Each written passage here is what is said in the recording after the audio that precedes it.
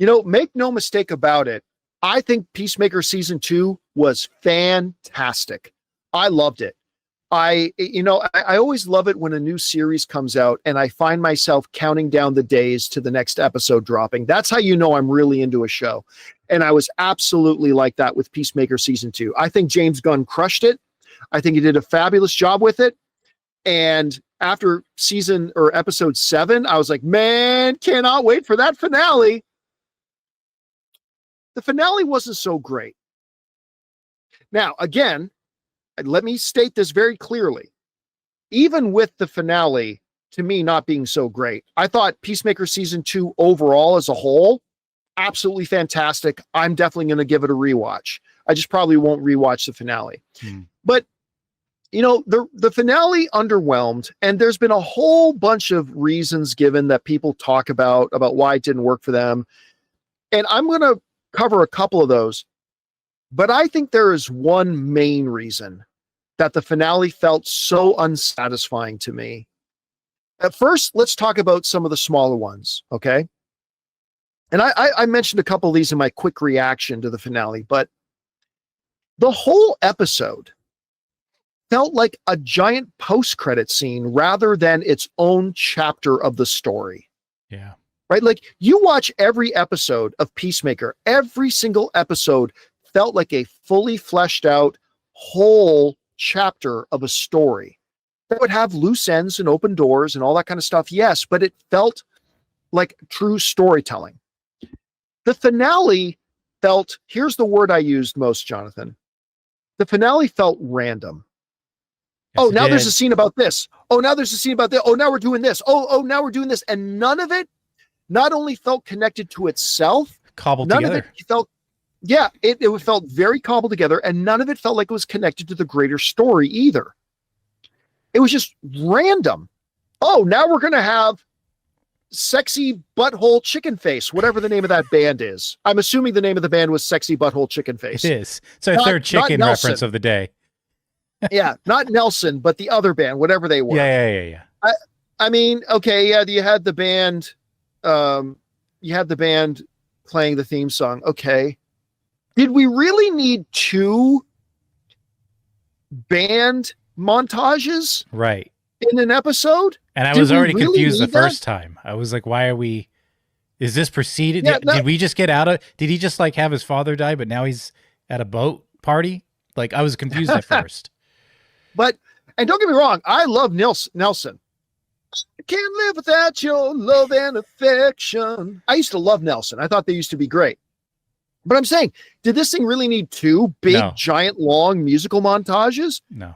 And Rick Flag, like, I'm sorry, I watched Creature Commandos, I watched Superman, and I watched the rest of Peacemaker season 1. Since when did Rick Flag suddenly go insane and become a character like, yeah, I'm perfectly fine that all these men of mine are dying through these dimensional doors. I'm perfectly good with that. Like, I'm sorry, that's not,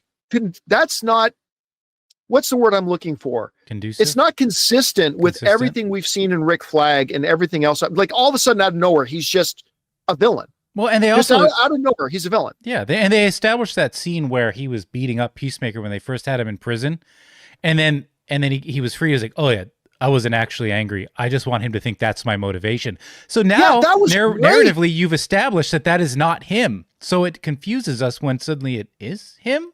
Like, yeah, like he's doing that. Goes, nope, I just set it up because it's dangerous that there's an interdimensional thing out there, and we got to find. Okay, all that. Then all of a sudden, and I'm sorry.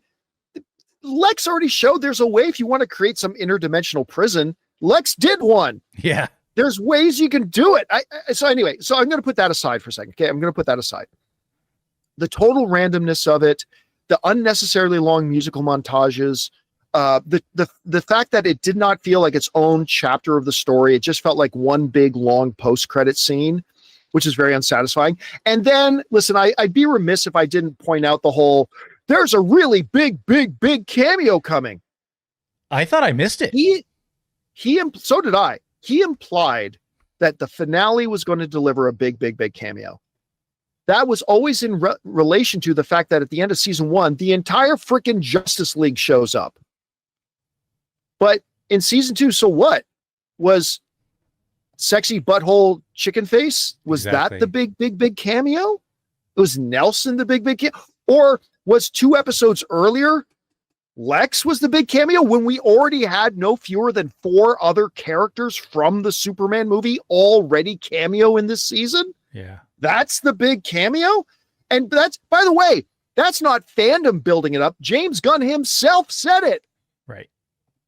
We want to take a second to thank a sponsor of today's video, Mando. All right, guys, listen, fall's here, football season, yard work, those long work days, and yeah, that means sweat. But here's the thing, staying fresh doesn't have to be a battle. You guys know I've been using Mando, that's Mando, and this stuff actually works. Now, you know, I've been telling you guys about Mando for a while now, and when I first started using it, I wasn't sure what to expect, but Mando totally surprised me. It's not just a nice scent, it stops odor before it starts. And the sweat control, on point. I can go through a full show day, go hit the gym, and I'll still be dry. And I love that it pulls double duty with one stick that handles both odor and sweat. No reapplying, no nonsense. And it's long lasting, lasting up to 72 hours. So here's the deal. Mando's got a starter pack that's perfect if you're new. You get their solid stick, the cream tube, 2 free extras like mini body wash or deodorant wipes, and free shipping. And right now, you can get 20% off site-wide when you use my code Campea at shopmando.com. Again, that's shopmando, shopmando.com, code Campea for 20% off plus free shipping. So do yourself a favor and stay fresh this fall. Control body odor anywhere with Mando. It's not magic, it's science. So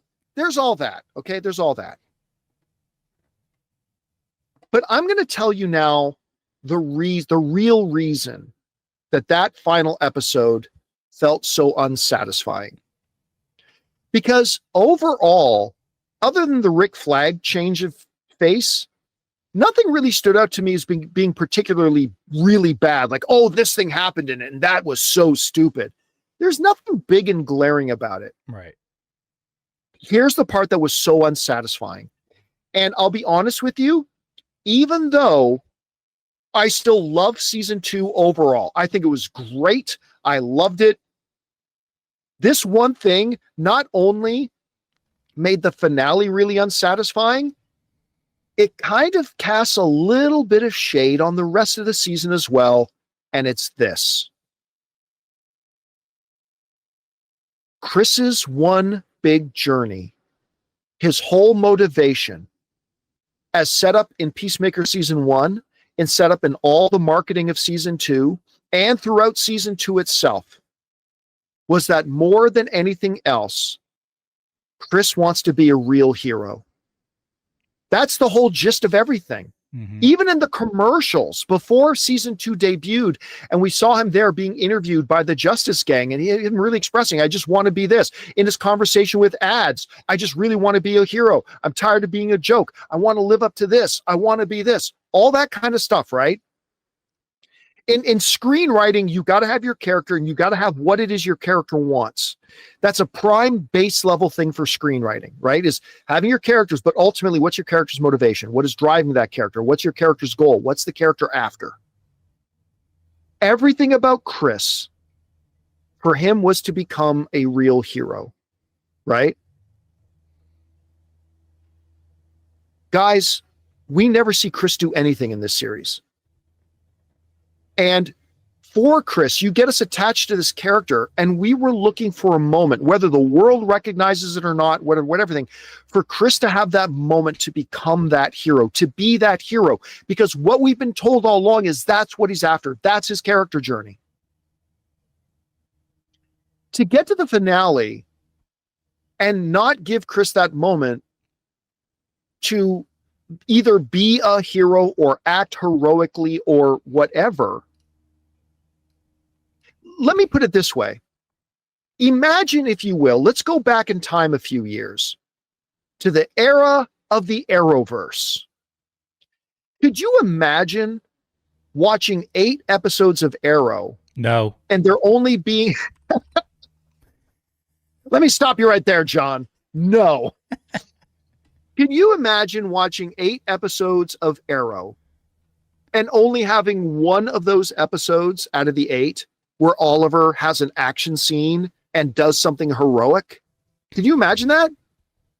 Almost every episode, I could probably count on one hand in 20 plus episodes. You could probably count on one hand the number of episodes per year that didn't have Oliver having a big action sequence and doing something really heroic. The only real action sequence we had with Chris this entire season was literally Chris slaughtering the good guys. Yeah.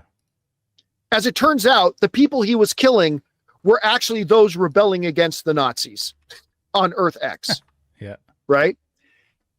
And so the only thing we're left with is Chris feeling sad. And don't get me wrong, please don't misinterpret me. I think some of the performances Chris gave in his personal turmoil and all that kind of stuff was wonderful, and I think it added to the show. But that's all we were left with, is Chris feeling sad. And I think them going through this whole series and then coming down to that last episode, yeah, the Rick Flag stuff was weird. Yeah, it feeling completely disjointed was weird. Yeah, it feeling completely random. Yeah, it ending on nothing but a cliffhanger, which completely undermines the purpose of the series to me.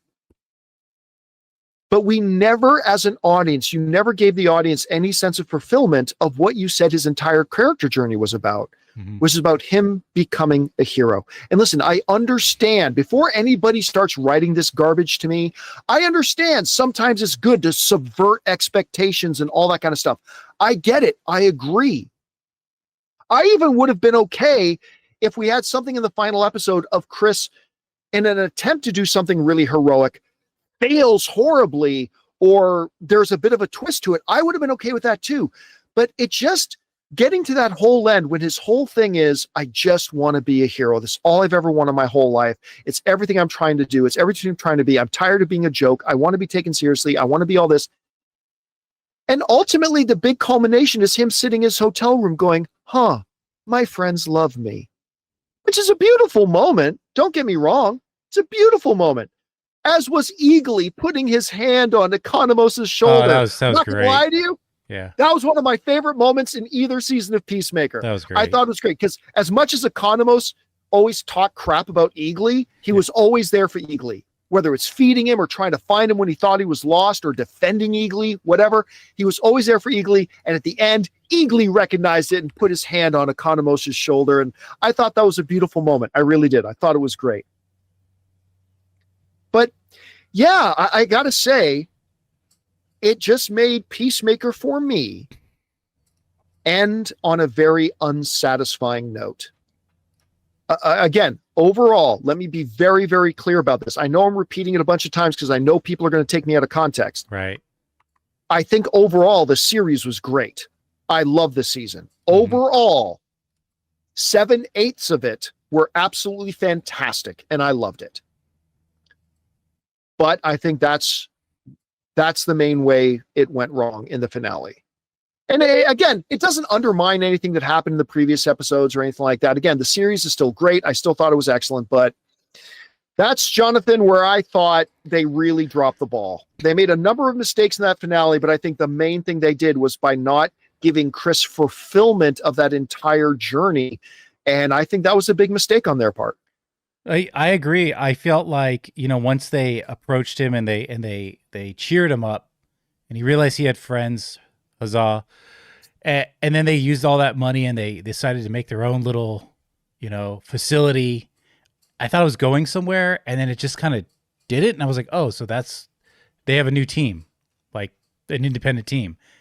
And which was totally random out of nowhere, right? It was during a musical. They set up the whole checkmate thing in the span of a musical montage. Which means if you had... Really? That could have been waited till later? Which means if you hadn't been, like, watching, like if you had been, like, averting your eyes and you looked up, you'd be like, wait, what's this building? Where are they? Because there's no dialogue leading it. And then just to have him get captured and that felt so unsatisfying. That whole end part about now we capture him in the middle of the night. Well, wait a minute. First of all, when does somebody up on national espionage charges of having an international just gets out on bail? Anyways, that whole part was unsatisfying. But you know what? Somebody gave a great example. I lost it now, so I don't see who put it. Here's a great way for me to illustrate about how I think the finale was so dissatisfying, but I still think the series as a whole was fantastic. They said, having an amazing meal at the restaurant, but you didn't like the dessert. Yeah. That's a great way of putting it. It's like I sat down at Ruth's Chris, had a wonderful 14-ounce filet mignon, and it was perfect and delicious and amazing. And then I ordered, I don't know, a tiramisu for dessert, and it wasn't good. Runny, okay, just the tiramisu wasn't good. Yeah, the tiramisu wasn't good, but that doesn't change the fact that the dinner was amazing. And that's kind of how I feel about it overall. Yeah, I'd say two things about it was, one, I think we covered it, how the guys at South Park create storytelling. And they ran like a class on this, where writing isn't this happened, and then this happened, and then this happened. It's this happened, this would have happened, but then therefore this happens. But and this they did episode, that for the rest of the series. For the rest. And this episode was like, oh shoot, we didn't write the end. So this happens, then this happens, then this happens, then this happens. Yeah. The end.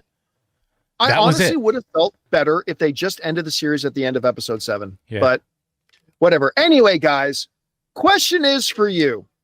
What did you think about the finale for Peacemaker? Again, overall, I think the series was great. I really do. But that finale to me was like the Sesame Street game of one of these things is not like the other. It's the one that just didn't fit with all the rest of them. However you guys feel about it, jump down to the comment section below and let us know your thoughts. Hey guys, thanks so much for watching this video. Make sure you like the video, leave a comment, and subscribe to our channel. And don't forget, we have a daily podcast called the John Campea Show podcast, available on Apple Podcasts, Spotify, or your favorite podcasting app of choice. Go and subscribe to it today so it'll be there when you need it.